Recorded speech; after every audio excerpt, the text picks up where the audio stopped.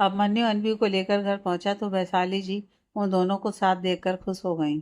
वहीं रुक जाओ। अब मन्नू और अनबी आगे बढ़ने लगे तो वैशाली जी बोली। वैशाली जी की बात सुनकर अब मन्नू और अनबी के साथ साथ राजेंद्र जी भी उनकी तरफ देखने लगे। यह क्या कह रही हो बेसु? राजेंद्र जी धीरे से वैशाली जी से बोले। हमारी बहू पहली बार इस घर में आई है, आरती तो उतारने दो। वैशाली जी धीरे से राजेंद्र जी से बोली तो राजेंद्र जी मुस्कुरा दिए। श्यामा, पूजा की थाली लाओ। वैशाली जी अपने मेड से बोली तो वो पूजा घर से जाकर पूजा की थाली ले आई। वैशाली जी ने पूजा की थाली ली और अब मन्नू और अनबी की आरती उतारने लगी।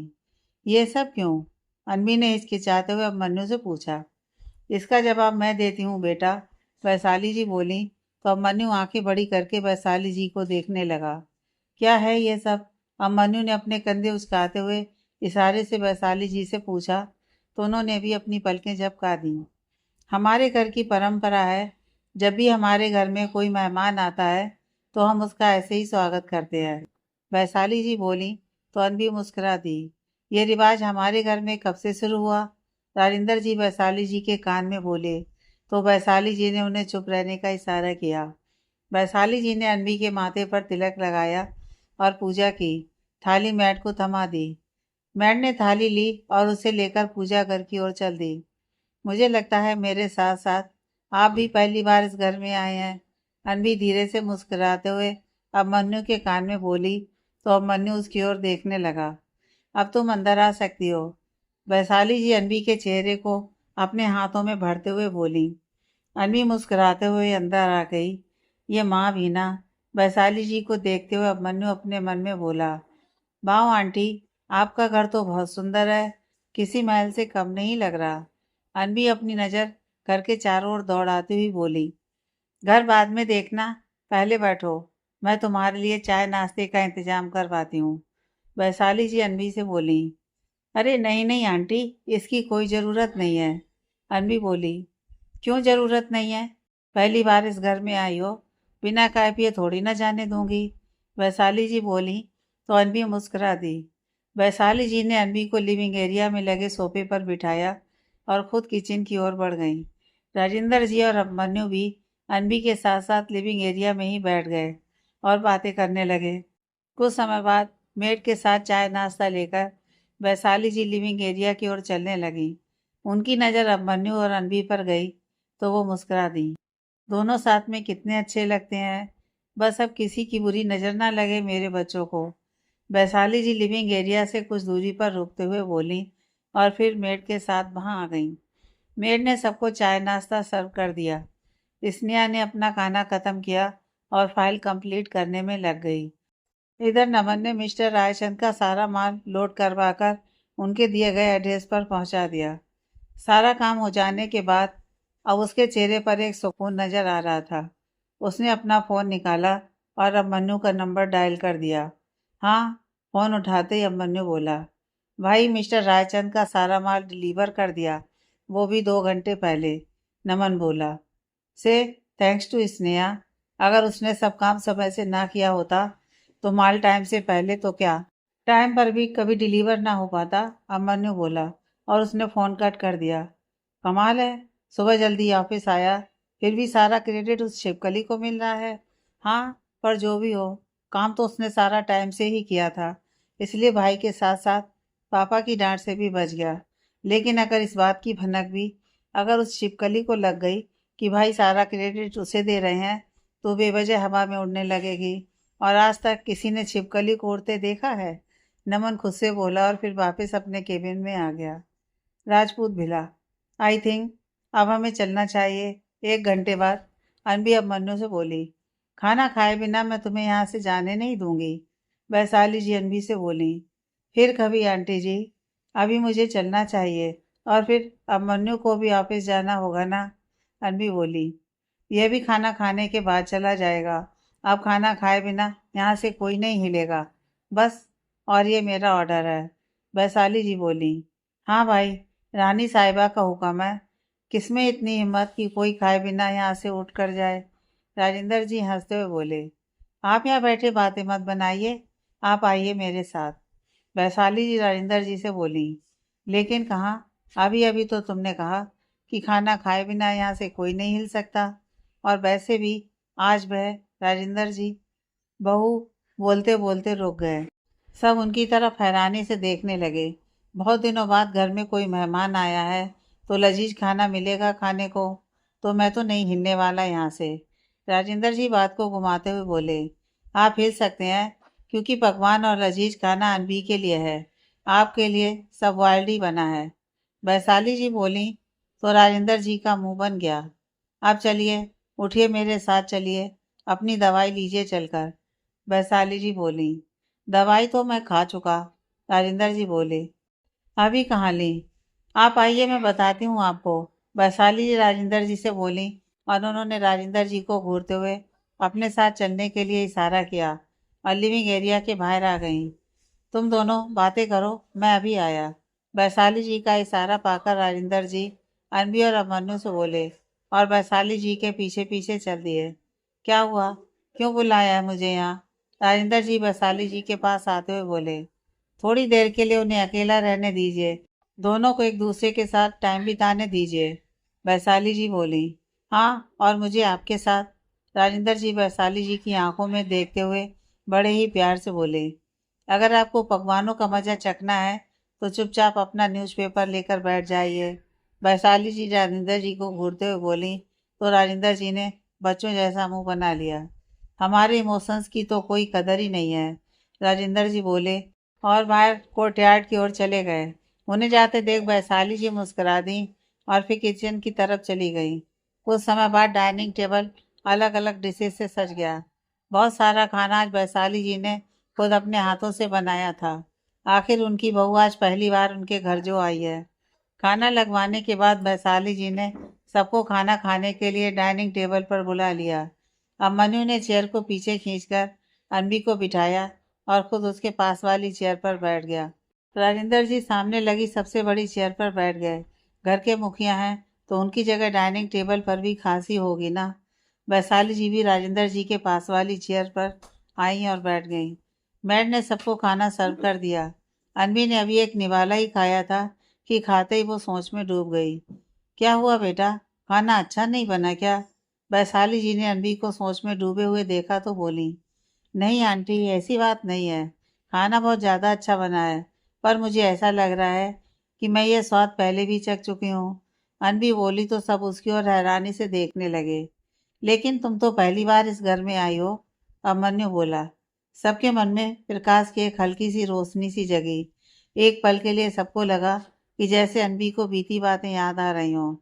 हाँ, लेकिन पता नहीं क्यों ऐसा लगा कि यह स्वाद मैं जानती हूँ। शायद आपकी मॉम ने बनाया है इसलिए, क्योंकि माँ के बनाए खाने में उनका प्यार भी घुला होता है।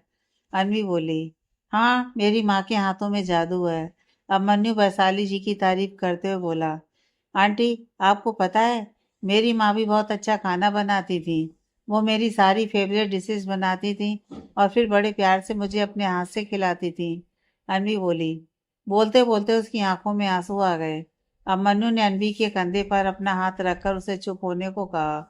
तू दिल छोटा मत कर बेटा, कई बार ऐसा होता है कि रिश्ते गलतफहमी का शिकार हो जाते हैं या हालात के आगे झुक जाते हैं, कमज़ोर पड़ जाते हैं। लेकिन जब गलतफहमी दूर हो जाए तो हमें हमारे रिश्ते वापस मिल जाते हैं। सच का पलड़ा हमेशा भारी होता है, देर सवेर सच सामने आ ही जाता है। वैशाली जी अनबी को समझाते हुए बोली, लेकिन आंटी, हर रिश्ता विश्वास पर टिका होता है और जब विश्वास टूटता है तो इंसान भी टूटकर बिखर जाता है। रिश्तों में एक दरार पड़ जाती है और वो दरार शायद कभी नहीं भरती। अनवी बोली, अरे अरे बस, तुम दोनों क्या टॉपिक लेकर बैठ गई, खाने का मजा लो ना। राजेंद्र जी ने माहौल को इमोशनल होते हुए देखा तो वो बोले, पापा बिल्कुल सही कह रहे हैं, आप सब खाना खाओ। वो भी मुस्कुराते हुए अभिमन्यु बोला तो अनवी मुस्कुरा दी। खाना खाने के बाद अनवी घर जाने के लिए तैयार हो गई। जब भी तुम्हारा माँ के हाथ का बना खाना खाने का मन करे तो बेझिझक यहाँ चली आना। वैशाली जी बोली, थैंक्स आंटी, मुझे यहाँ आकर बहुत अच्छा लगा। ऐसा लगा जैसे मैं अपने ही घर आ गई हूँ। अनवी बोली तो वैशाली जी ने उसका चेहरा अपनी हथेली में भर लिया। ये तेरा ही तो घर है। वैशाली जी बोली तो अनवी मुस्कुरा दी। उसने वैशाली जी की बात को ज़्यादा गहराई से नहीं लिया। चलें? अभिमन्यु बोला तो अनवी सबको बाय बोलने के बाद उसके साथ चल दी। कुछ देर बाद अभिमन्यु ने गाड़ी एवेन्यू अपार्टमेंट के पार्किंग एरिया में पार्क की। अब तक लिफ्ट भी ठीक हो चुकी थी। अभिमन्यु अनवी को लेकर ऊपर आ गया। कोमल वहीं डोर के पास खड़ी उनके आने का इंतजार कर रही थी। घर से निकलते वक्त अभिमन्यु ने उसे पहले ही कॉल करके बुला लिया था। अभिमन्यु ने अनवी को उसके फ्लैट तक छोड़ा और फिर उसे बाय बोलकर ऑफिस के लिए निकल गया। इधर डील पूरी होने की खुशी में नमन ने ऑफिस में सबके लिए एक ट्रीट ऑर्गेनाइज की थी।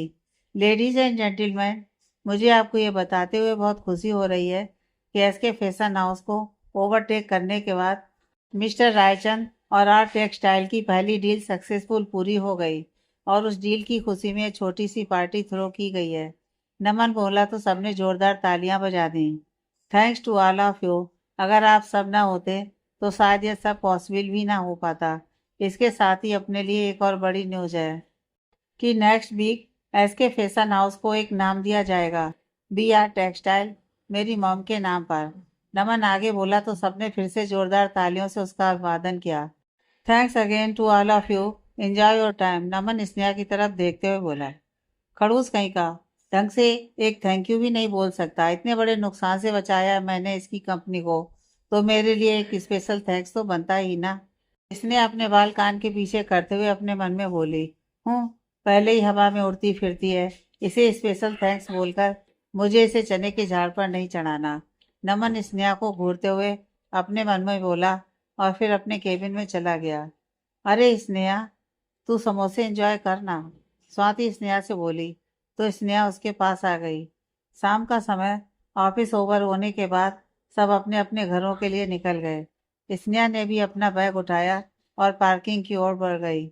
उसने स्कूटी स्टार्ट की और वहां से निकल गई। ऑफिस से कुछ दूर आने पर अचानक से उसकी स्कूटी बंद हो गई। अरे यार, अब इसे क्या हो गया? स्नेहा स्कूटी को देखते हुए बोली और उसे दोबारा स्टार्ट करने लगी। लेकिन स्कूटी थी कि स्टार्ट होने का नाम ही नहीं ले रही थी, बस आवाज कर रही थी। स्नेहा ने स्कूटी को रोड की साइड पर लगाया और उसे स्टार्ट करने की दोबारा कोशिश करने लगी। स्टार्ट हो जा यार, टैंक भी फुल है। क्या हो गया तुझे? अंधेरा भी हो रहा है, यहाँ आसपास कोई मैकेनिक भी नहीं है और ना ही किसी मैकेनिक का नंबर है मेरे पास, परेशान सी स्नेहा खुद से बोली। तभी उसके पास से नमन की गाड़ी गुजरी। ड्राइवर, गाड़ी रोको और पीछे लो। नमन की नज़र स्नेहा पर गई तो वो ड्राइवर से बोला। ड्राइवर ने गाड़ी को पीछे लिया और स्नेहा के पास आकर गाड़ी को रोक दिया। तुम यहाँ क्या कर रही हो? नमन ने गाड़ी का गिलास नीचे किया और स्नेहा से बोला। लो, बस इसी की कमी थी, अब पता नहीं मुझे क्या क्या सुनाएगा। स्नेहा ने नमन को देखा तो ऊपर की ओर देखते हुए वो खुद से बोली, वो क्या है ना, मेरा डांस करने का मन हो रहा था तो सोचा कि यहाँ रोड साइड में खड़े होकर थोड़ा सा थिरक लूं, इसी बहाने मुझे कुछ पैसे भी मिल जाएंगे। आखिर पैसा ही तो सब कुछ है मेरे लिए, है ना? स्नेहा नमन को घूरते हुए गुस्से से बोली। नमन ने भी स्नेहा को घूर कर देखा और उसने गिलास को ऊपर कर लिया। ड्राइवर, चलो यहाँ से, नमन ड्राइवर से बोला तो उसने गाड़ी को स्टार्ट किया और वहाँ से आगे बढ़ गया। अच्छा हुआ चला गया, मुझे इसकी मदद चाहिए भी नहीं थी, स्नेहा खुद से बोली। एक तो हेल्प के लिए पूछो और ऊपर से एटीट्यूड दिखा रही है। पड़ी रहो यहाँ पूरी रात, मुझे क्या? नमन खुद में बड़बड़ाया। इधर स्नेहा स्कूटी को अपने साथ घसीटते हुए चलने लगी।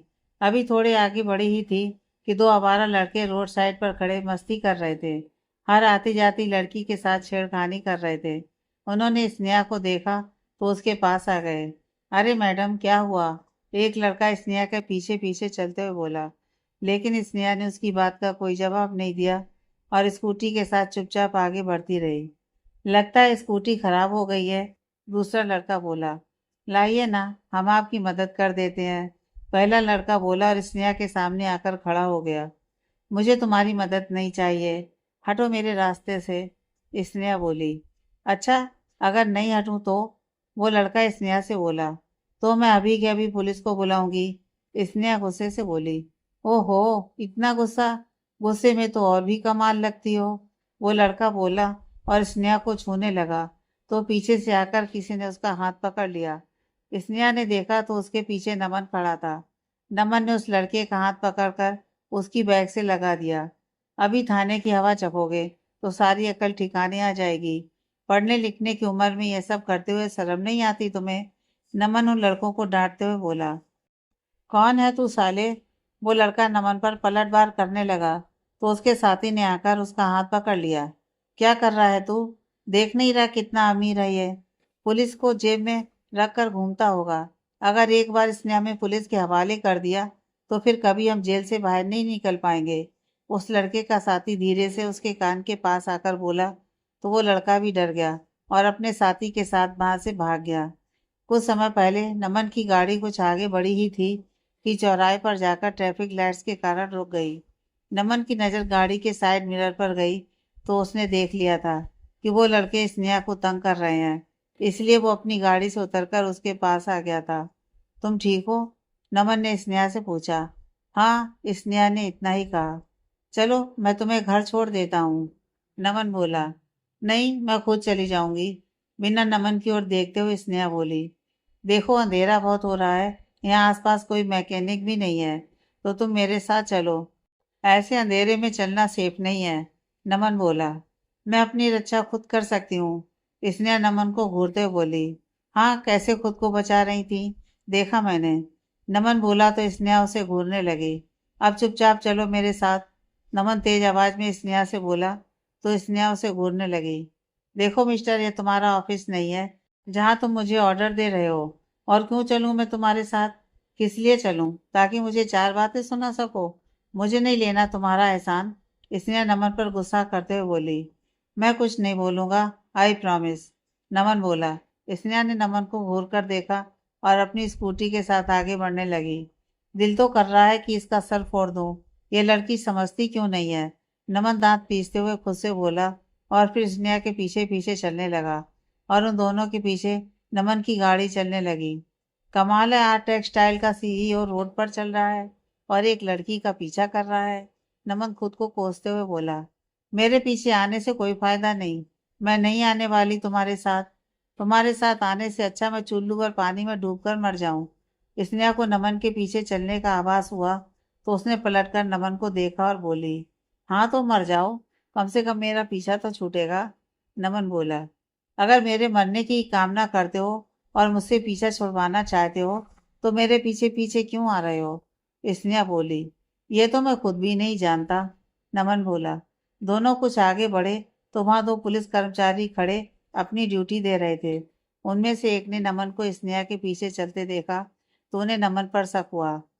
राम बहादुर जी, वो देखिए, वो लड़का लड़की का पीछा कर रहा है और उसके पीछे पीछे उसकी गाड़ी भी है, कांस्टेबल हरि सिंह बोला। कुछ तो गड़बड़ है, आप चलिए मेरे साथ, राम बहादुर हरि सिंह से बोला और फिर दोनों सिपाही बढ़ गए स्नेहा की मदद करने के लिए। क्या हो रहा है यहाँ? राम बहादुर एक कड़क आवाज में बोला। नमन और स्नेहा ने कांस्टेबल को देखा तो वहीं रुक गए। मैडम, ये स्कूटी को घसीटते हुए कहाँ जा रही हो, कांस्टेबल हरी ने पूछा। सर, वो मेरी स्कूटी खराब हो गई है, स्नेहा बोली।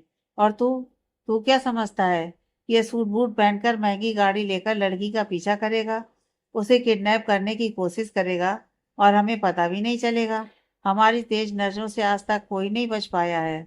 राम बहादुर ने दो डंडे नमन की बैक पर ठोक दिए। कांस्टेबल की बात सुनकर स्नेहा की हंसी निकल गई। स्नेहा को हंसते देख नमन उसे घूर कर देखने लगा। क्या कर रहे हैं आप? आपको मैं सड़क पर चलता हुआ कोई आवारा लगता हूँ क्या, नमन बोला तो दोनों कांस्टेबल हंसने लगे। तो और तू क्या कर रहा है यहाँ, कांस्टेबल नमन का कॉलर पकड़ते हुए बोला। मामला बिगड़ते देख नमन का ड्राइवर भी गाड़ी से बाहर आ गया। साहब, साहब, ये क्या कर रहे हैं आप? ये आर्ट टेक्सटाइल के मालिक मिस्टर राजेंद्र कपूर के छोटे बेटे हैं, ड्राइवर बोला तो कांस्टेबल एक दूसरे को हैरानी से देखने लगे और फिर अचानक से जोर से हंस दिए। शर्म नहीं आती तुम लोगों को? राजपूत साहब का नाम खराब करते हुए उनके नाम का इस्तेमाल कर राम बहादुर को बेवकूफ बनाओगे क्या? तू चल मेरे साथ, तुझे तो मैं अच्छे से बताता हूँ। सूट बूट पहनकर लड़की को छेड़ने का तेरा भूत नहीं उतारा मैंने तो मेरा नाम भी राम बहादुर नहीं, राम बहादुर बोला। रुकिए रुकिए सर, ये सच कह रहे हैं, ये सच में मिस्टर राजपूत के छोटे बेटे हैं और ये मुझे छेड़ नहीं रहे थे, बल्कि मुझे प्रोटेक्ट करने के लिए मेरे पीछे पीछे चल रहे थे, स्नेहा बोली तो नमन ने चैन की सांस ली। स्नेहा की बात सुनकर कांस्टेबल हक्के बक्के रह गए।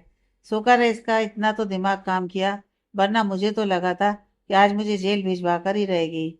नमन खुद से बड़बड़ाया। इतनी इंसानियत है मुझ में, तुम्हारी तरह नहीं हूँ, स्नेहा बोली। तो नमन उसे खजाने वाली नजरों से देखने लगा। मर गए थे आज तो, भगवान बचा लिया आपने हमें आज तो। राम बहादुर ऊपर की ओर देखते हुए बोले। ओ, तो प्यार का मामला है। मैडम नाराज है साहब से। मैडम, ये तो गलत बात है। एक तो साहब आपको मनाने के लिए आपके पीछे पीछे चल रहे हैं, और एक आप है कि नखरे दिखा रही हो। कांस्टेबल हरी स्नेहा से बोला। क्या प्यार? नमन और स्नेहा एक साथ बोले और एक दूसरे को घूरने लगे। मैडम, अब आप चलिए, जल्दी गाड़ी में बैठिए, चलिए। राम बहादुर गाड़ी का दरवाजा खोलते हुए बोला और स्नेहा को गाड़ी में बिठाने लगा। लेकिन सर, मेरी बात तो सुनिए। मेरी स्कूटी, स्नेहा बोली। डोंट वरी मैडम, ठीक करवाने के बाद राजपूत विला पहुंचा देंगे। तो कांस्टेबल ने गाड़ी का डोर बंद कर दिया। हमें माफ कर दीजिए सर, हमने आपको गलत समझा। राम बहादुर बोला। साहब, मैं क्या कहता हूँ कि अपनी बीवी के लिए एक अच्छा सा गिफ्ट ले लीजिए, फट से मान जाएगी। हरी सिंह बोला तो नमन ने उसे एक नज़र देखा और अपनी गाड़ी में आकर बैठ गया। बीबी, माई फूड। गाड़ी में बैठते हुए नमन स्नेहा को घूरते हुए खुद में बड़बड़ाया। क्या कहा तुमने? स्नेहा बोली। कुछ नहीं, नमन रूखे स्वर में बोला। कुछ तो कहा तुमने अभी, स्नेहा बोली तो नमन उसे घूरने लगा। ऐसे क्या घूर रहे हो? स्नेहा ने नमन को खुद की ओर घूरते हुए पाया तो बोली। सोच रहा हूँ कि तुम्हारा किडनैप करके तुम्हारा मर्डर कर दूं। नमन बोला तो स्नेहा आंखें बड़ी करके उसे देखने लगी। सर सर, स्नेहा गाड़ी का गिलास नीचे करते हुए कांस्टेबल को आवाज लगाने लगी। नमन ने उसको ऐसे चिल्लाते देखा तो उसके मुंह पर अपना हाथ रख दिया। स्नेहा आंखें बड़ी करके उसे देखने लगी। तुम्हारा दिमाग खराब हो गया है क्या? क्या कर रही हो? अगर पुलिस केस बन गया तो जानती हो कितनी बदनामी होगी राजपूत परिवार की। नमन स्नेहा से बोला तो स्नेहा चुप हो गई। स्नेहा को शांत देखकर नमन ने अपना हाथ उसके मुंह पर से हटा लिया। एवेन्यू अपार्टमेंट चलो, नमन ने ड्राइवर को बोला तो उसने गाड़ी एवेन्यू अपार्टमेंट की ओर मोड़ दी। राजपूत विला। अभिमन्यु अपने रूम में बनी विंडो के पास खड़ा बाहर की ओर देख रहा है। तभी वैशाली जी हाथ में कॉफी का कप लेकर अंदर आ गईं। उन्होंने अभिमन्यु को ऐसे खड़ा देखा तो चुपचाप कॉफी के कप को रूम में रखे कॉफी टेबल पर रख दिया और खुद अभिमन्यु के पास आकर खड़ी हो गई और उस ओर देखने लगी जिस ओर अभिमन्यु देख रहा था। क्या सोच रहा है? वैशाली जी बोली तो अभिमन्यु अपने ख्यालों से बाहर आया और उनकी तरफ देखने लगा। वक्त बदल गया, दिन बदल गए, लेकिन मेरे हालात आज भी वैसे ही हैं। आज भी मैं वहीं खड़ा हूँ जहाँ कल खड़ा था। कल भी मेरे मन पर अनबी का सच बताने का बोझ था और आज भी मेरे मन पर अनबी को सच बताने का बोझ है। मायूस सा अभिमन्यु बोला तो वैशाली जी ने उसके चेहरे को बड़े प्यार से सहला दिया। तूने देखा नहीं, आज अम्मी को मेरे हाथ के बने खाने का स्वाद जाना पहचाना लगा। तू देखना, धीरे धीरे उसे सब याद आ जाएगा। वैशाली जी बोली। हाँ, होप सो कि ऐसा ही हो, अभिमन्यु बोला। ऐसा ही होगा, वैशाली जी अभिमन्यु का माथा चूमते हुए बोली। लो, बातों बातों में मैं तुझे कॉफी देना तो भूल ही गई, मैं गर्म करके लाती हूँ। वैशाली जी का ध्यान कॉफी के कप पर गया तो वो बोली। माँ, मैं कर लूँगा, आपको बार बार ऊपर आने की ज़रूरत नहीं है। वैसे भी मुझे पापा से कुछ ज़रूरी बात करनी है। अभिमन्यु बोला। हाँ, आजा फिर, वैशाली जी बोली और नीचे आ गई। कुछ देर तक अभिमन्यु भी नीचे आ गया। अभी अभिमन्यु सीढ़ियाँ उतरा ही था कि उसे नमन आते हुए दिखाई दिया। क्या हुआ, आज इतना लेट कैसे हो गया? आज तो कोई मीटिंग भी नहीं थी, अभिमन्यु ने नमन से पूछा। वो उस नकचड़ी चुड़ैल की वजह से, नमन गुस्से में बोला तो अभिमन्यु उसकी ओर हैरानी से देखने लगा। क्या चुड़ैल? हाय, कौन सी चुड़ैल पीछे पड़ गई मेरे बच्चे के? वैशाली जी ने नमन के मुंह से चुड़ैल शब्द सुना तो बोली। इनकी लाडली साली साहिबा स्नेहा, नमन चिढ़ते हुए बोला। नमन के मुंह से स्नेहा का नाम सुनकर वैशाली जी और अभिमन्यु एक दूसरे को देखने लगे और फिर मुस्कुरा दिए। क्या किया उस चुड़ैल, आई मीन स्नेहा ने? वैशाली जी ने नमन से पूछा। हेल्प ही करने चला था उसकी, लेकिन मैडम की एटीट्यूड ही कम नहीं है। मैं उसे किडनैप करूंगा, उसकी वजह से आज मैं आपको पुलिस थाने में मिलता। नमन गुस्से में बोला। क्या? वैशाली जी हैरान होते हुए बोली। पूरी बात बता, क्या हुआ? अभिमन्यु ने नमन से पूछा तो जो कुछ हुआ नमन ने सब बता दिया। उसकी बात सुनकर अभिमन्यु और वैशाली जी हंस दिए। हाँ हाँ, हंसिए हंसिए, बहुत हंसी आ रही है आप दोनों को। नमन चिढ़ते हुए बोला। तुम दोनों इतना लड़ते ही क्यों हो? अभिमन्यु बोला। लड़ाई वो शुरू कर दी है। नमन बोला। तो तू उसकी हेल्प करने ही क्यों गया? कहीं इंस्पेक्टर सच तो नहीं कह रहा था कि प्यार व्यार का मामला है? वैशाली जी बोली। प्यार? और उससे? उस नकचड़ी चुड़ैल से? अगर दुनिया में वो आखिरी लड़की भी बचे ना, तो भी मैं उससे कभी प्यार ना करूं। प्यार तो दूर, उससे तो मैं कभी दोस्ती भी ना करूं। और हाँ, वो इंस्पेक्टर नहीं, हवलदार था। नमन बोला और अपने रूम में आ गया। हाँ, अब मनु ने नमन को जाते हुए देख बस इतना ही कहा। वैसे मुझे तो लड़की पसंद है। वैशाली जी अब मनु से बोली। माँ, यहाँ बार चल रही है और आप रिश्ता जोड़ने की बात कर रहे हैं? अब मनु हैरानी से वैशाली जी की तरफ देखते हुए बोला। क्योंकि पहली बार इसे इसकी टक्कर की कोई लड़की मिली है। वही लड़की इसे सीधा कर सकती है। वैशाली जी बोली। माँ, आप ना कुछ ज्यादा ही सोच रही हैं। अभिमन्यु बोला और फिर राजेंद्र जी के रूम की तरफ बढ़ गया। हाँ, जहाँ लड़ाई होती है वहाँ प्यार पनप ही उठता है। वैशाली जी खुद से बोली और फिर मुस्कुराते हुए किचन की तरफ बढ़ गईं। Avenue apartment. अनवी अपने रूम में बैठी हुई है और अभिमन्यु के बारे में सोच रही है। तभी कोमल ने उसके कमरे का डोर नॉक किया। दीदी, खाना लग गया है, आ जाइए। कोमल ने अनवी को आवाज लगाई और उसे सारा देकर डाइनिंग टेबल तक ले आई। स्नेहा पहले से वहां बैठी हुई अनवी के आने का इंतजार कर रही थी। वो किसी गहरी सोच में डूबी हुई थी और उसका चेहरा गुस्से से लाल हुआ पड़ा था। तू क्यों ऐसे मुंह फुलाकर बैठी है? चेयर पर बैठते हुए अनवी स्नेहा से बोली। अगर ये खून माफ होता और वो नमन राजपूत अभिमन्यु राजपूत का भाई ना होता, तो कसम से मैं उस नमन राजपूत का खून कर देती। स्नेहा दांत पीसते हुए बोली। हाँ, आज क्या किया तुम्हारे बॉस ने? अनवी ने पूछा तो स्नेहा ने उसे सब बता दिया।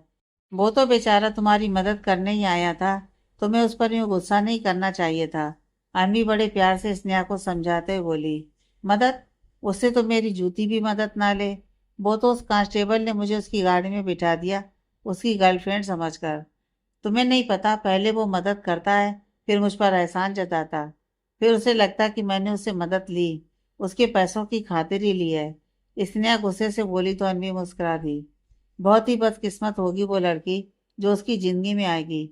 बेचारी की जिंदगी ही खराब हो जाएगी उस मंदबुद्धि से शादी करके। स्नेहा गुस्से में बोली। बस बस, मेरी झांसी की रानी, अब खाना खा ले, वरना खाली पेट गुस्सा और ज्यादा बढ़ेगा। अनवी बोली और उसने कोमल को खाना सर्व करने के लिए कहा। राजपूत बिला, सब डाइनिंग टेबल पर एक साथ बैठे हुए हैं।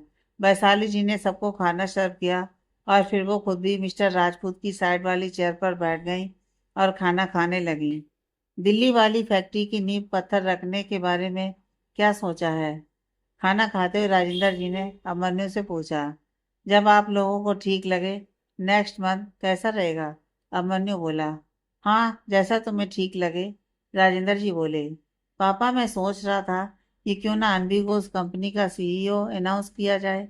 अभिमन्यु बोला तो नमन उसकी तरफ हैरानी से देखने लगा। Very good idea. Rajendra ji खुश होते हुए बोले। अच्छा है, फिर तो हम नींव पत्थर भी अपनी बहू के हाथों ही रखवाएंगे। वैशाली जी खुश होते हुए बोली। ये कैसी बहकी बातें कर रहे हैं आप सब? वो लड़की हमारी कंपनी की सीईओ कैसे बन सकती है? नमन बोला तो सब आंखें बड़ी करके उसकी ओर देखने लगे। क्यों क्यों नहीं बन सकती वो हमारी कंपनी की सीईओ? अभिमन्यु बोला। क्योंकि वो हमारी फैमिली का हिस्सा नहीं है। नमन बोला। नमन, वो इस घर की बहू है, राजपूत खानदान के बड़े बेटे की पत्नी है और हमारी फैमिली का हिस्सा। राजेंद्र जी चिल्लाए। पापा, क्या गलत कहा मैंने? हम अनवी को इतनी बड़ी पोस्ट कैसे दे सकते हैं? नमन बोला। तमीज से बात करो नमन, अनवी तुम्हारी भाभी है। अभिमन्यु बोला। भाभी? Oh really? क्या उन्हें कुछ भी याद है? क्या उन्हें याद है कि वो मेरी भाभी है? नमन बोला। उसे कुछ याद नहीं, लेकिन हमें तो सब याद है ना। उसे आज कुछ याद नहीं है, लेकिन कल तो उसे सब याद आएगा ना। अभिमन्यु बोला। अच्छा, और अगर उन्हें कभी कुछ याद नहीं आया तो? अगर उन्हें याद नहीं आया कि आप उनके हस्बैंड हैं तो आप क्या करेंगे? कब तक आप झूठी उम्मीद के सहारे जीते रहेंगे? नमन बोला तो अभिमन्यु हैरानी से उसकी तरफ देखने लगा। अभिमन्यु उठकर अपने कमरे की ओर बढ़ गया। अभी कहाँ जा रहा है तू? अभिमन्यु डाइनिंग टेबल से उठकर जाने लगा तो वैशाली जी ने उसे रोक लिया। अभी बच्चे, खाना तो खा ले। वैशाली जी अभिमन्यु से बोली। भूख मर गई, अभिमन्यु बोला और नमन को घूरते हुए वहां से चला गया। क्या था ये सब नमन? वैशाली जी गुस्से से नमन को घूरते हुए बोली। क्या गलत कहा मैंने माँ? और आप भाई को क्यों भ्रम में रख रही हो? क्यों झूठी उम्मीद दे रही हो? माँ, वो लड़की भाई को भूल चुकी है। जब उनका ये भ्रम टूटेगा तो उन्हें और ज्यादा दुख होगा। नमन बोला। अपनी बकवास बंद करो। राजेंद्र जी चिल्लाए और उठकर अपने कमरे में चले गए। हो क्या गया है तुझे? अपने भाई का दिल दुखाकर तूने अच्छा नहीं किया नमन। वैशाली जी नम आंखों से नमन से बोली और फिर अपने कमरे में आ गई। नमन वहीं लगी चेयर पर बैठ गया। उसने दोनों हाथों से अपने सिर को जकड़ लिया। कोई ये बात क्यों नहीं समझ रहा है? नमन खुद से बोला और उठकर अभिमन्यु के कमरे की तरफ बढ़ गया। नमन अभिमन्यु के कमरे में आया तो अभिमन्यु अपने रूम में बनी खिड़की के पास खड़ा आसमान को निहार रहा था। नमन ने डोर नॉक किया तो अभिमन्यु ने एक नज़र उसकी ओर देखा और वापस खिड़की से बाहर की ओर देखने लगा। नमन भी उसके पास आकर खड़ा हो गया। आई एम सॉरी भाई। मैं जानता हूँ कि आप अनबी से बहुत प्यार करते हो और मेरी बातें आपको हर्ट करती हैं। नमन बोला। जब जानता है तो समझता क्यों नहीं? अभिमन्यु उसकी ओर देखे बिना ही बोला। भाई, सबसे बड़ी बात कि वो अनबी नहीं अनन्या है और उसका एक अतीत है। मैंने अनन्या राठौर के बारे में सब पता लगा लिया है। विवान मल्होत्रा नाम के लड़के से प्यार करती थी वो, और उससे उसकी शादी भी होने वाली थी। नमन बोला। तो अतीत तो हर किसी का होता है। जो बीत चुका है उसके बारे में बात करने का क्या फायदा? अभिमन्यु बोला। क्योंकि वो अतीत आपके वर्तमान पर असर कर रहा है और करेगा। अनवी को सिर्फ अपना अतीत याद है, वर्तमान नहीं। उसे सिर्फ विवान याद है, आप नहीं। नमन बोला तो अभिमन्यु उसकी तरफ देखने लगा। जानता हूँ, लेकिन मुझे इस बात से कोई फर्क नहीं पड़ता। अभिमन्यु बोला। और अगर उसे आज भी विवान से प्यार हुआ तो, और वो अपने प्यार के पास लौट गई तो भी आपको फर्क नहीं पड़ेगा? नमन बोला तो अभिमन्यु उसकी तरफ देखने लगा। तो मैं समझूंगा कि मेरे ही प्यार में कोई कमी रह गई होगी। अभिमन्यु बोला तो नमन हैरानी से उसकी तरफ देखने लगा।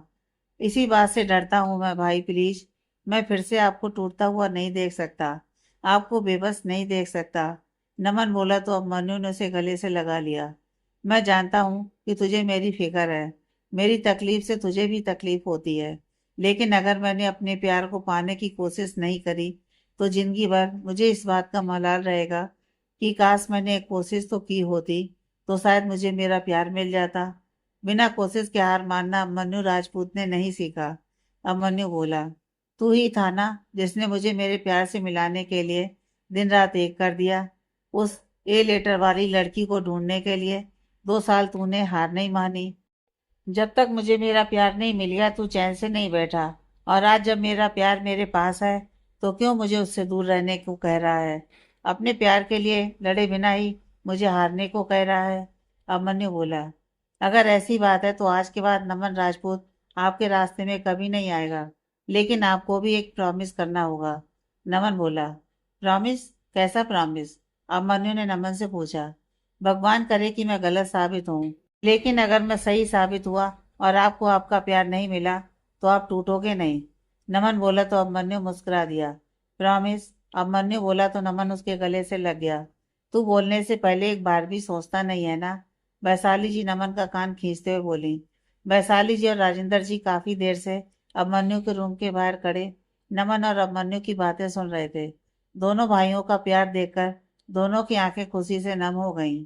माँ, दुख रहा है, नमन बोला। तू इससे भी ज्यादा डिजर्व करता है, राजेंद्र जी बोले। अच्छा लगा जानकर कि तू अपने भाई से इतना प्यार करता है, राजेंद्र जी बोले तो नमन उनके गले से लग गया। आई एम सॉरी पापा। आई एम सॉरी माँ। भाई के साथ साथ मैंने आप दोनों का दिल भी दुखाया। नमन बोला तो वैशाली जी ने प्यार से उसका माथा चूम लिया। अब मुझे भूख लगी है, खाना मिलेगा क्या? सुबह से ढंग से खाना नहीं खाया मैंने। नमन बोला। अच्छा, इतना बड़ा टिफिन पैक करके भेजा तो था, खाया क्यों नहीं? वैशाली जी बोली। हाँ, आधा खाना तो वो नकचड़ी बंदरिया खा गई। नमन बोला। तूने उसे खाने ही क्यों दिया? और ऐसे कैसे उसने तेरे टिफिन से खाना खा लिया? मैं कल ही उससे बात करती हूँ। वैशाली जी बोली। मैंने ही दिया था उसे, वो उसने सुबह से खाना नहीं खाया था तो। नमन नजर चुराते हुए बोला। ओह, वैशाली जी बोली और उसकी तरफ देखकर मुस्कुराने लगी। मैंने सिर्फ इंसानियत के नाते उसे खाना दिया उसके सिवाय कुछ नहीं। नमन बोला, हाँ तो मैंने कहाँ कुछ कहा। चल आजा खाना खाते हैं। वैशाली जी मुस्कुराते हुए बोली। फिर सब एक साथ डाइनिंग टेबल पर आ गए और एक साथ बैठकर खाना खाने लगे। अगली सुबह स्नेहा ने ऑफिस में एंटर किया और सीधे अपने केबिन में आ गई। हे भगवान, बस आज मेरा सामना उस क्रूर शासक से ना हो। स्नेहा भगवान से प्रेयर करते हुए बोली और अपने काम में लग गई। उसने लैपटॉप ओपन किया और ईमेल चेक करने लगी। आर ग्रुप्स ऑफ कंपनी हमारे साथ डील करना चाहती है। स्नेहा ईमेल चेक करते हुए बोली, पहले सारी डिटेल चेक कर लेती हूँ, फिर उस मॉन्स्टर से बात करूंगी। स्नेहा बोली और डिटेल चेक करने लगी। डिटेल चेक करते करते स्नेहा की आंखें हैरानी से बड़ी होने लगीं। ये तो दिल्ली की कंपनी है, आर ग्रुप्स ऑफ कंपनी, सारा राठौर, यानी कि अनबी की कंपनी है, जिसे अब उसकी बहन सारा राठौर चला रही है। सॉरी। डिटेल चेक करने के बाद स्नेहा खुद से बोली, क्या करूं, वो मंद बुद्धि तो मेरी बात भी नहीं सुनेगा। सुनने और समझने से पहले ही चार बातें सुना देगा। ऐसा करती हूँ, जीजू को फोन करती हूँ। हाँ, यही सही रहेगा। स्नेहा खुद से बोली। फिर उसने अपना फोन उठाया और अभिमन्यु का नंबर डायल कर दिया। जीजू, हमारी कंपनी के साथ डील करने के लिए एक ईमेल आया है। स्नेहा बोली, तो तुम नमन से डिस्कस करके फाइनल कर दो। अभिमन्यु बोला, लेकिन जीजू, स्नेहा अभी इतना ही बोली थी कि अभिमन्यु ने उसकी बात को बीच में ही काट दिया। आई नो स्नेहा कि तुम्हारी और नमन की आपस में नहीं बनती, लेकिन बिजनेस के लिए तो तुम अपने गिले शिकवे भुला ही सकते हो ना। तुम्हें अपनी पर्सनल और प्रोफेशनल लाइफ को मिक्स नहीं करना चाहिए। अभिमन्यु बोला, जीजू ऐसी बात नहीं है। स्नेहा बोली, तो फिर कैसी बात है? अभिमन्यु ने पूछा। जीजू, जो कंपनी हमारे साथ डील करना चाहती है, उस कंपनी का सीईओ सारा राठौर है, अनन्या राठौर की छोटी बहन। स्नेहा बोली, क्या? अभिमन्यु एकदम से अपनी चेयर से उठ खड़ा हुआ। हाँ जीजू। स्नेहा बोली, तुमने सारी डिटेल्स को अच्छे से चेक किया? अभिमन्यु ने स्नेहा से पूछा। हाँ जीजू, सारी डिटेल्स चेक करने के बाद ही मैंने आपको फ़ोन किया है। ये लोग पहले भी एसके फैशन हाउस के साथ डील करने के लिए ईमेल भेज चुके हैं। स्नेहा बोली, हाँ, अभिमन्यु ने इतना ही कहा। मैं तो कहती हूँ कि इस चुड़ैल को सीधे सीधे मना कर देते हैं। स्नेहा बोली। स्नेहा। अभिमन्यु बोला, ओके सॉरी, नहीं कहते उसे चुड़ैल। स्नेहा बोली, हाँ, इन्हें बेटिंग में डाल दो, फिर उसके बाद उनकी डील अप्रूव कर दो। अभिमन्यु बोला, लेकिन क्यों जीजू, ऐसे लोगों से डील करनी ही क्यों? स्नेहा बोली, जब शिकार खुद ही चलकर शिकारी के पास आए तो शिकारी को भी इस बात का ध्यान रखना चाहिए कि मौका हाथ से ना जाए। अभिमन्यु बोला, समझ गई। स्नेहा मुस्कुराते हुए बोली। उसने फोन कट किया और फिर वापस अपने काम में लग गई। उसने वैसा ही किया जैसा उसे अभिमन्यु ने करने को कहा था। Delhi, R groups of company, सारा अपने केबिन में बैठी हुई है और उसके केबिन का डोर नॉक हुआ। कम इन, सारा बोली। तो उसकी पीए अंदर आ गई। मैम, वो हमने आर्ट टेक्सटाइल को ईमेल सेंड किया था ना डील के लिए। सारा की पीए अभी इतना ही बोली थी कि सारा एक्साइटेड होते हुए बोली, हाँ, क्या हुआ उसका? मैं जानती थी कि इस बार आर्ट टेक्सटाइल हमारे साथ डील रिजेक्ट नहीं कर सकते। सारा खुश होते हुए बोली। वो खुशी से झूमने ही लगी थी। मैम, प्लीज मेरी बात तो सुनिए। पीए बोली, तुम जल्दी से एक पार्टी थ्रो करो। सारा खुश होते हुए बोली, मैम, उन्होंने हमारी डील के अप्रूवल को वेटिंग में डाल दिया है। पीए बोली तो सारा का चेहरा गुस्से से लाल हो गया।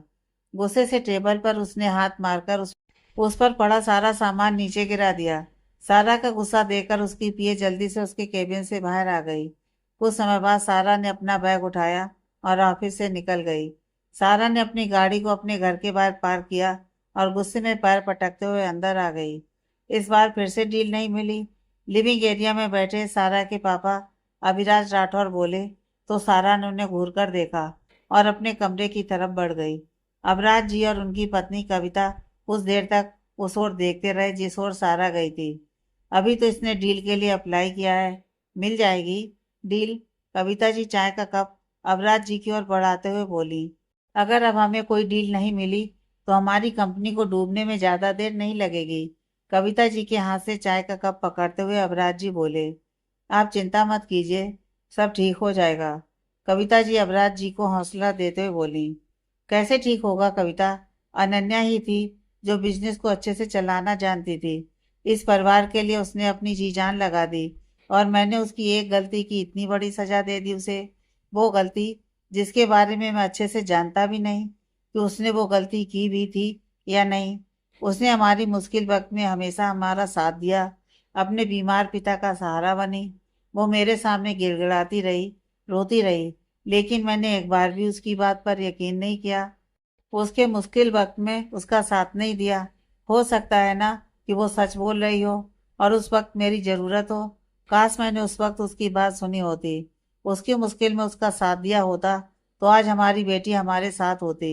अवराज जी रोते हुए बोले, सही कह रहे हैं आप। हमने अपनी बच्ची का साथ तब छोड़ दिया जब उसे हमारी सबसे ज्यादा जरूरत थी। कविता जी भी भरे गले से बोली, वाह क्या बात है। अविराज और कविता जी की बातें सुनकर उनके पीछे खड़ी सारा तालियां बजाने लगी। आज भी आप लोगों को उस अनन्या की परवाह है। अनन्या अनन्या अनन्या, थक चुकी हूं मैं ये एक नाम सुन सुनकर। मर चुकी है वो, और उसके मरने के बाद भी अगर आपको उसकी इतनी परवाह है तो खुद उसके पास क्यों नहीं चले जाते। सारा गुस्से से अवराज जी से बोली। तभी सारा के मुंह पर एक जोरदार तमाचा पड़ा जो कविता जी ने उसे मारा था। कविता जी ने सारा के गाल पर इतनी जोर से तमाचा मारा था कि सारा दूसरी ओर झुक गई। उसने अपने मुंह पर हाथ रखा और कविता जी को घूर कर देखने लगी। शर्म नहीं आती अपने पापा को ऐसे बात करते हुए। कविता जी गुस्से से बोली, अगली बार मुझ पर हाथ उठाने से पहले 100 बार सोच लेना। सारा दांत पीसते हुए कविता जी से बोली, तो कविता जी आंखें बड़ी करके उसकी ओर देखने लगी। वो कुछ कहने को हुई तो अविराज जी ने उन्हें रोक दिया। रहने दो कविता, इसे कुछ कहने का कोई फायदा नहीं। हमारी ही परवरिश में कमी रह गई होगी। अविराज जी दुखी मन से बोले और उन्होंने कविता जी का हाथ पकड़ा और उन्हें लेकर अपने कमरे में आ गए। अबराज जी और कविता जी को जाते देख सारा वहीं खड़े उन्हें घूरती रही, फिर पैर पटकते हुए अपने कमरे में चली गई। उसने जल्दी से आकर अपने रूम का दरवाजा बंद किया और खुद मिरर के पास आकर खड़ी हो गई। वो अपने चेहरे को अपने हाथों से छूकर टटोलने लगी। क्या कमी है मुझ में? कुछ भी तो नहीं, एकदम परफेक्ट हूँ। उसके जैसी ही तो दिखती हूँ, उसके जैसी ही तो आंखें हैं मेरी। हाइट में भी उससे बड़ी हूँ। रंग थोड़ा सांवला ही तो है, ये तो अभी ठीक हो जाएगा। सारा मेकअप किट उठाई और अपने चेहरे को मेकअप से गोरा करने में लग गई। हाँ अब ठीक है, अब मैं भी गोरी हो गई, बिल्कुल उस अनन्या के जैसी। सब कुछ तो है मेरे पास, सब कुछ छीन लिया मैंने उसे। माँ पापा बेईमान, फिर ये लड़की मरने के बाद भी मेरा पीछा क्यों नहीं छोड़ रही? क्यों अभी भी सब कुछ नजरों में बेस्ट बनी हुई है? क्यों? सारा ने पास ही पड़ा फ्लावर वेस उठाया और मिरर पर दे मारा, जिससे वो मिरर टूटकर बिखर गया। सारा ने अपने बालों को अपने हाथों में जकड़ लिया। मुंबई, स्नेहा अपने केबिन में बैठी हुई अपना काम कर रही है कि स्वाति ने उसके केबिन का डोर नॉक किया। क्या कर रही है? घर नहीं जाना क्या? अंदर आते ही स्वाति स्नेहा से बोली। स्वाति की बात सुनकर स्नेहा ने घड़ी की तरफ देखा तो 5 बज रहे थे। काम करते करते समय का ध्यान ही नहीं रहा। बस ये एक फाइल कंप्लीट कर लूं, फिर चली जाऊंगी। स्नेहा बोली। मैं रुकूं क्या? स्वाति ने पूछा। अरे नहीं तू जा, मेरे चक्कर में तू भी लेट हो जाएगी। बस आधे घंटे का काम है, फिनिश करके मैं भी घर के लिए निकल जाऊंगी। स्नेहा बोली तो स्वाति उसे बाय बोलकर घर के लिए निकल गई। कुछ देर बाद नमन घर जाने के लिए निकलने लगा तो उसे स्नेहा के केबिन की लाइट ऑन नजर आई। नमन स्नेहा के केबिन की ओर बढ़ गया। नमन ने डोर के गिलास में से झांका तो उसे स्नेहा लैपटॉप पर काम करते हुए नजर आई।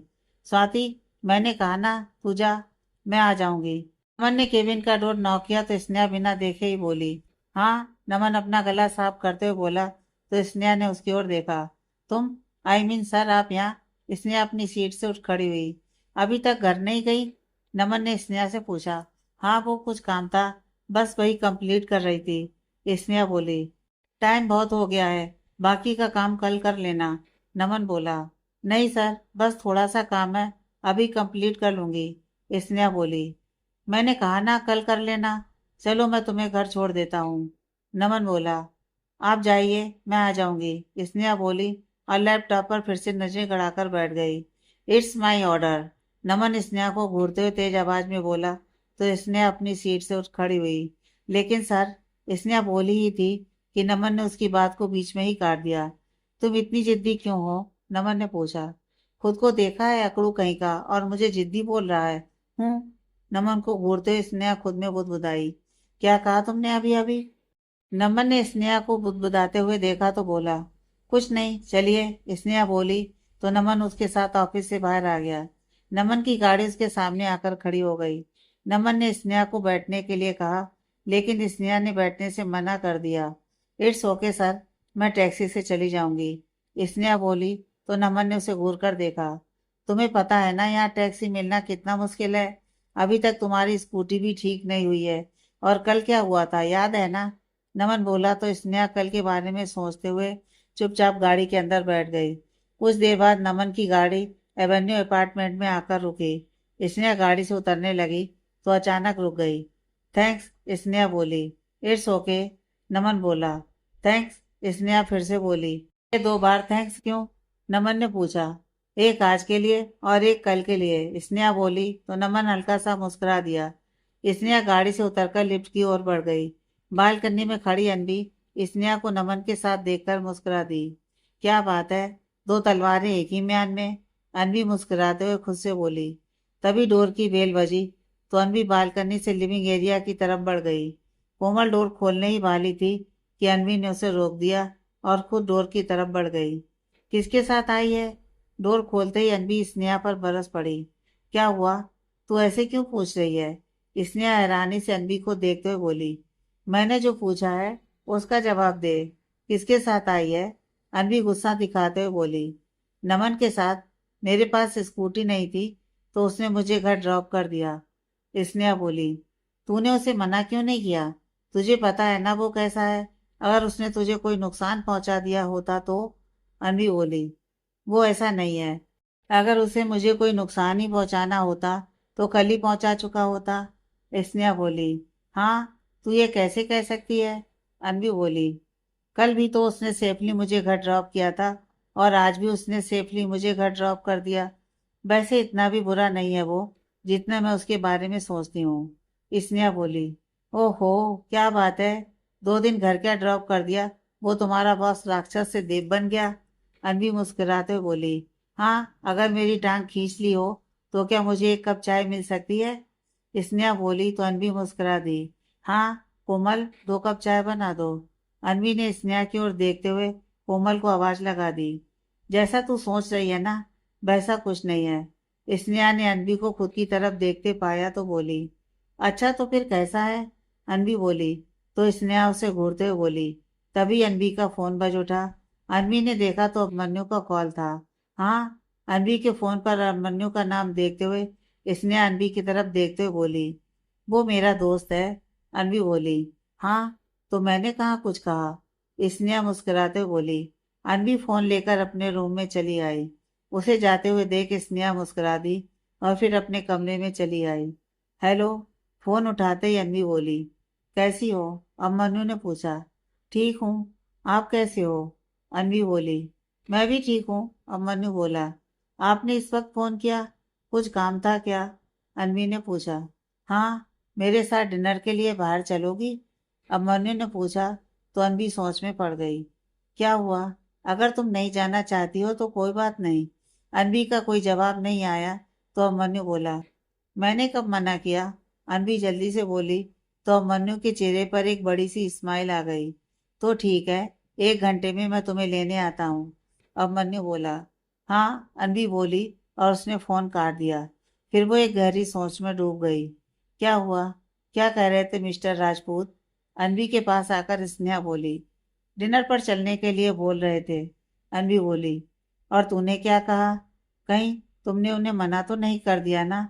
स्नेहा आंखें बड़ी करके अनवी को देखते हुए बोली, नहीं, मैंने उन्हें हाँ बोल दिया। अनवी स्नेहा की तरफ देखते हुए बोली तो स्नेहा मुस्कुरा दी। अच्छा किया, चल अब आजा, पहले चाय पी ले, फिर रेडी हो जाना। स्नेहा अनवी से बोली तो अनवी ने हाँ में सिर हिलाया और चाय पीने के लिए लिविंग एरिया में आ गई।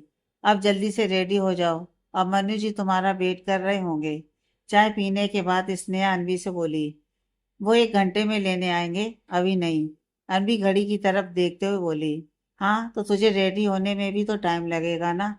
स्नेहा बोली, डिनर के लिए ही तो जाना है, 2 मिनट लगेंगे रेडी होने में।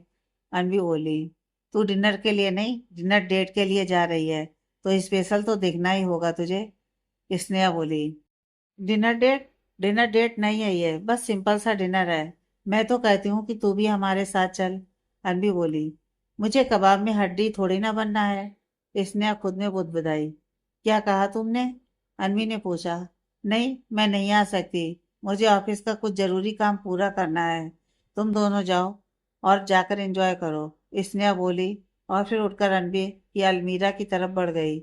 स्नेहा ने पिस्ता कलर का एक बहुत ही प्यारी सी ड्रेस अलमीरा से निकाल ली और उसे लेकर अनवी के पास आ गई। हाँ, यह ठीक लगेगी। स्नेहा ड्रेस को अनवी के ऊपर लगाते हुए बोली। इसकी क्या जरूरत है? मैं कोई सिंपल सी ड्रेस पहन लूंगी ना। अनवी बोली। नहीं, तू यही पहनेगी। आज अम्मन्नू ने पहली बार तुम्हें डिनर के लिए बुलाया है और तुम सिंपल लुक में जाओगी। चुपचाप पहनो ये, नहीं तो मैं खुद ही तुम्हारे कपड़े चेंज कर दूंगी। इसने अनवी की ओर बढ़ते हुए बोली। नहीं, मैं खुद ही पहन लूंगी। अनवी अपने कदम पीछे लेते हुए बोली। स्नेहा ने मुस्कुराते हुए ड्रेस को अनवी की तरफ बढ़ा दिया। अनवी ने स्नेहा को घूर कर देखा और उसके हाथ से ड्रेस लेकर बाथरूम की ओर बढ़ गई। कुछ समय बाद अनवी ड्रेस पहनकर बाथरूम से बाहर आ गई। Wow, looking pretty. बस थोड़ी सी कमी है जो मेकअप से पूरी हो जाएगी। स्नेहा अनवी को देखते हुए बोली। उसने अनवी को मिरर के सामने लाकर बिठा दिया और अनवी को रेडी करने लगी। राजपूत बिला।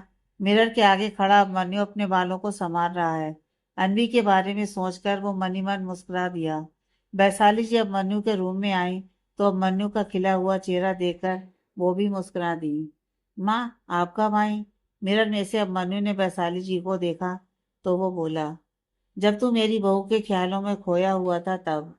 वैशाली जी मुस्कुराते हुए बोली तो अभिमन्यु शर्मा गया। वैशाली जी ने प्यार से उसके चेहरे को अपनी हथेली में भर लिया। फिर उन्होंने अपनी आंख में से काजल निकाला और अभिमन्यु के कान के पीछे लगा दिया। अरे माँ, क्या कर रही हो? अभिमन्यु थोड़ा पीछे हटते हुए बोला। काला टीका लगा रही हूँ। वैशाली जी बोली। लेकिन इसकी क्या जरूरत है?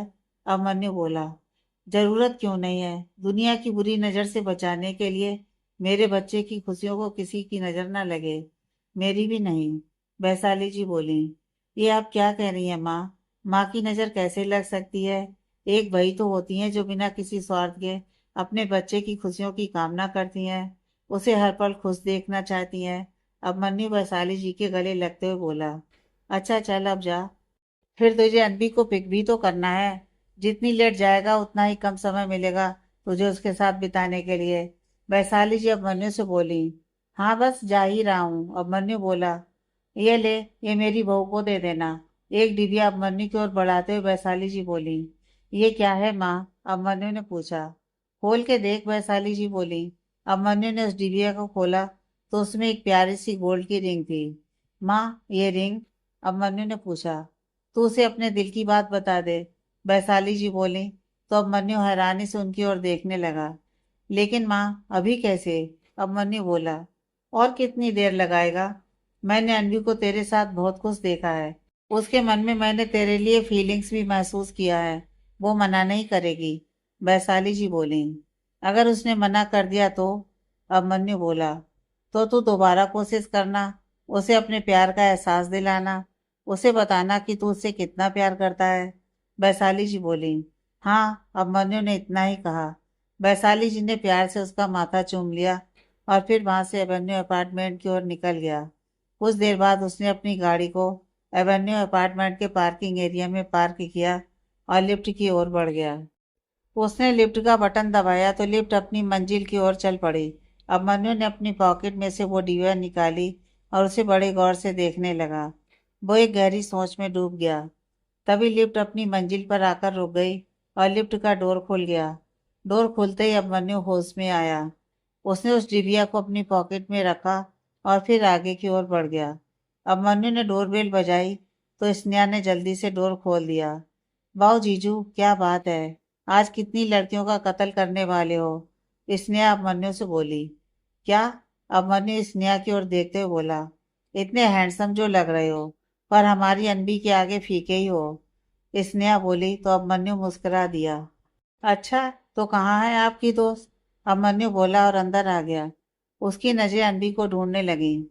हाँ, दिल थाम कर बैठेगा, कहीं सांसें ही ना थम जाएं।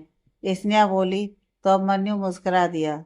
तभी उसकी नज़र सामने से कोमल के साथ आती हुई अनवी पर गई तो उसकी नज़रें वहीं थम गईं। चूम लूं तेरे होठों को, ये दिल की ख्वाहिश है। बात ये मेरी नहीं, ये तो दिल की फरमाइश है। आगे की कहानी नेक्स्ट पार्ट में।